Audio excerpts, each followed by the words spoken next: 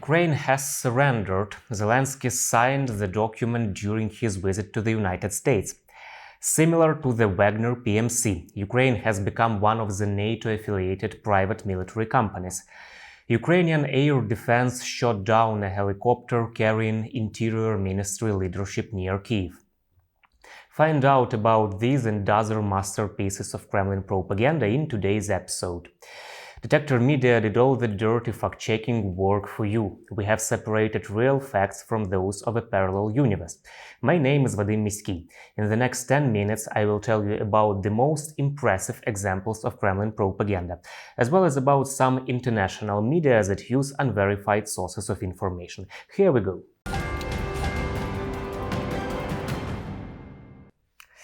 Zelensky signed the surrender agreement during his visit to the United States. Kremlin propagandists are spreading this message. They claim that a senior official asked the Ukrainian president for his autograph, but it wasn't just a piece of paper with a signature, but a real declaration of surrender. Since the beginning of the full-scale invasion, Volodymyr Zelensky has been saying that Ukraine will never surrender. Now the Ukrainian leader is calling on Western partners to provide support, and Ukraine will defeat the aggressor. It is in your power to make a Rammstein of tanks, not to bargain about different numbers of tanks, but to open a principled supply that will stop Russian evil. And we also count that your next gatherings will go down in history as Rammstein of F-16 and long-range missiles. It is in your power to guarantee such artillery and anti-aircraft defense that will crush terror.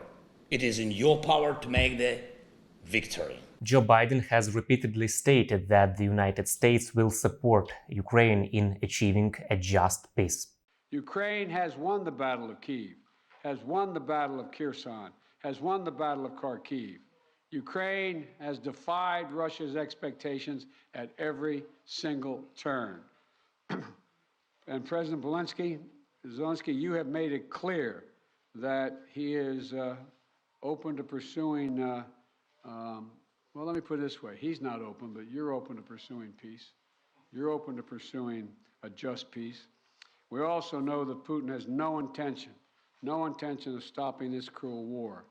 And the United States is committed to ensuring that the brave Ukrainian people can continue to defend their country against Russian aggression as long as it takes. And I want to thank the members of Congress. Propagandists are trying to support the narrative that America wants to get rid of Zelensky by spreading the surrender fake. They claim it's all a secret plan, but you don't need to be a huge expert to understand that the very real steps the West is taking to help Ukraine only demonstrate its intention to bring Ukraine's victory closer. Ukraine has become one of the NATO-affiliated private military companies. The Kremlin propaganda is spreading this fake. They claim that the alliance pays Ukraine money, provides this with weapons and intelligence. Also, NATO supposedly points out the targets that Ukraine should hit. Ukrainians supposedly suffer from this because they are forced to fight. EU versus Disinfo analysts have noticed that spread of this message. NATO is not involved in the fighting in Ukraine. Its members are providing military assistance to Ukraine to repel Russian aggression, not because of their reportedly hostile attitude towards the Kremlin. Против нас 50 стран, которых объединяет одно – сатанизм. NATO's position remains unchanged, and that is that Ukraine will become a member of NATO. Then, of course, the main focus now is to support Ukraine, to ensure that Ukraine wins the war and prevails as a sovereign, independent, democratic nation in Europe.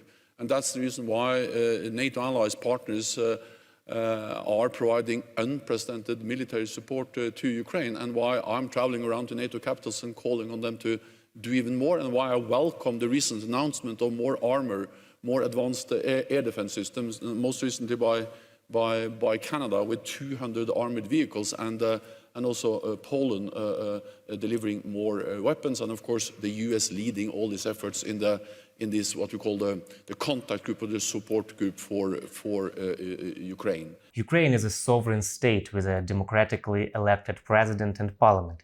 Ukraine doesn't fight on behalf of any foreign government or organization. Mobilization of the world must outpace a next military mobilization of our joint enemy. The supplying of Ukraine with air defense systems must outpace Russia's next missile attacks. The supplies of Western tanks must outpace another invasion of Russian tanks. The restoration of security and peace in Ukraine must outpace Russia's attacks on security and peace in other countries. A tribunal for military crimes must prevent new ones. The expansion of NATO and the EU must outgo the spread of the Russian aggression. Все, что мы делаем сегодня, в том числе и специальная военная операция, это, как я уже многократно говорил, попытка прекратить эту войну. Вот в чем смысл нашей операции. Russia will be brought to justice for its war crimes by an international tribunal, and the West will increase its joint support. Have the intention to join what you are doing with Germany on the Patriot project, so the air defense system. I think that is important that we join that. I discussed it also this morning with Olaf Scholz of Germany. And then on accountability, we can never accept that Putin and Russia get away with this. So accountability, to take them to court, to make sure that this all gets done also in a legal way is crucial, and I know that you and I are working on this. The EU and NATO are planning to start a world war, according to Russian propagandists. The declaration of cooperation that was recently signed between the EU and NATO supposedly means that the alliance is in charge of the European Union. This is a manipulation. According to EU versus Disinfo analysts, the declaration on EU-NATO cooperation is only intended to strengthen the collective defense mechanism. I have said many times since the beginning of Russia's invasion in Ukraine that I think that Ukraine should get all the necessary military equipment they need and they can handle to defend their homeland. And this means, of course, advanced air defense systems, but also other types of advanced military equipment as long as it is necessary to defend Ukraine, because they also defend the basic principles of the UN Charter, of the fundamental rights, and of the international law. And I've said that at the very beginning of Russia's war, and I have still this position, of course. By spreading such messages, Russia is trying to discredit Western support for Ukraine. Abrams and Leopard are a threat to the health of Ukrainians. Kremlin propagandists have been spreading this manipulative information. They claim that Western tanks use depleted uranium shells, and supposedly the use of such shells pollutes the environment and causes cancer. This is a lie. It is a manipulation masked as concern for the health of Ukrainians. The IAEA, the competent UN agencies, and the United Nations Scientific Committee on the Effects of Atomic Radiation have come to a general conclusion that the radiation exposure from depleted uranium is insignificant. The radioactivity of depleted uranium is very low compared to natural radiation.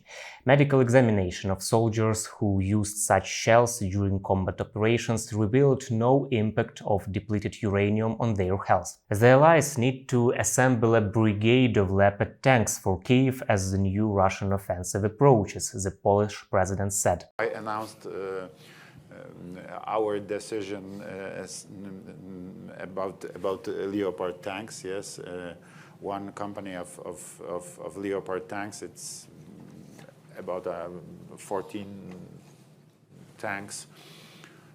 We really decided to send it to Ukraine, but we hope and we are trying to organize a bigger support for Ukraine. So we hope that there is a few partners, a few allies who will give tanks to Ukraine. Leopard tanks, Challenger tanks from Great Britain. Yes, and so we hope that. The German chancellor announced that Berlin will provide 14 Leopard tanks from its military reserves. Ukrainian troops will begin their training in Germany in the nearest future. Berlin will also provide transportation and supplies. We will also provide combat tanks to Ukraine, Leopard Type 2. This is the result of the coordination with our international partners, and I need to explicitly say it was right and it keeps on being right to not have been pushed forward, but to have waited for international cooperation to take place. This is the reaction of Kremlin propagandists to the Western transfer of tanks to Ukraine. По-моему, пора послать четкий решительный сигнал, что мы считаем Германию стороной конфликта, и появление немецких танков однозначно приведет к тому, что мы будем считать территорию Германии, военные базы и прочие объекты законными целями. To be fair, the drama of the Kremlin's propagandists is understandable. After all, Germany will send 14 Leopard tanks to Ukraine. Poland will also provide 14 of these tanks, plus 60 PT-9 tanks, which are modernized version of the T-72. Canada and Portugal are providing at least 4 Leopard tanks each. Spain promised more than 50 Leopard tanks. Norway sends 8, the Netherlands 18, Finland 14, Germany 6, Great Britain pledged 14 Challenger tanks. The United States are sending 31 Abrams tanks. Russian propaganda tries to be proactive and uses devaluation tactics following any reports of new weapons being provided to Ukraine. Propagandists have even attempted to discredit American HIMARS and Turkish Bayraktars. So far, the Russian invaders have not been successful. 16 dead, including children, and more than 20 wounded. The tragedy in Brovary near Kyiv, where a helicopter carrying the leadership of the Ministry of Internal Affairs of Ukraine crashed near a kindergarten, gave the Kremlin propagandists an excuse to fabricate multiple fakes. Detector media experts have collected the most remarkable of them. Immediately after the tragedy, Russian propagandists posted a message on Telegram saying that a helicopter of the armed forces of Ukraine had crashed in Brovary. In their messages, the authors traditionally cited their own sources without providing any evidence. In fact, it was a helicopter of the State Emergency Service that crashed. This information was published on Volodymyr Zelensky's social media. A tragedy happened near Kyiv.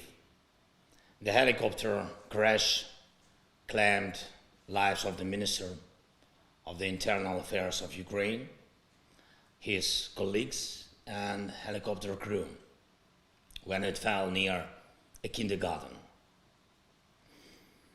14 of Ukrainian families lost their loved ones today, and many more families are losing daily because of the war. I know that everyone here was deeply saddened by the helicopter crash on Wednesday just outside of Kyiv that took the lives of more than a dozen people, including Ukraine's Interior Minister. So let me express our deepest condolences to our Ukrainian friends here today and to all of the families in mourning after this tragic crash.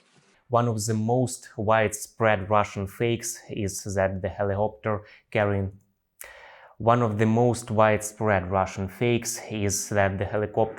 the leadership of the Ministry of Internal Affairs was shot down by Ukrainian air defense. However, this is not true. When the helicopter fell, there was no air raid alert in the Kyiv region. Therefore, the chances that the air defense system was working without a reason, without detecting an airborne threat, are zero. Ukraine is hiding the real cause of the crash. This is yet another fake that is being spread by propagandists. In fact, before the investigation is complete, it is too early to talk about the cause of the crash. We learned that 18 people, including 3 members of the Ukrainian government and several children, were killed in a helicopter crash in Brovary, a town in the Kyiv Oblast. Many more were injured. Even though the cause of the accident remains unclear, it is yet another stark reminder of the senseless destruction and the immense grief that this war causes. This war could end today if President Putin decides to stop. But until it does, we will continue supporting Ukraine for as long as it takes. The crash was caused by cheap helicopters. Kremlin propaganda spread this fake to give the impression that the Ukrainian government is careless. They claim that the helicopters were second-hand, purchased by the Ministry of Internal Affairs in France 5 years ago. A technical failure is one of the official versions given by the investigators. However, to claim that the Ukrainian government deliberately purchased faulty helicopters is absurd. The Security Service of Ukraine opened an investigation of the crash. Currently, investigators have 3 official versions: violation of flight rules, technical malfunction of the helicopter, and its deliberate destruction. Ukrainians have become used to Russians cheering after Russian missiles hit residential buildings, maternity hospitals, and shopping malls.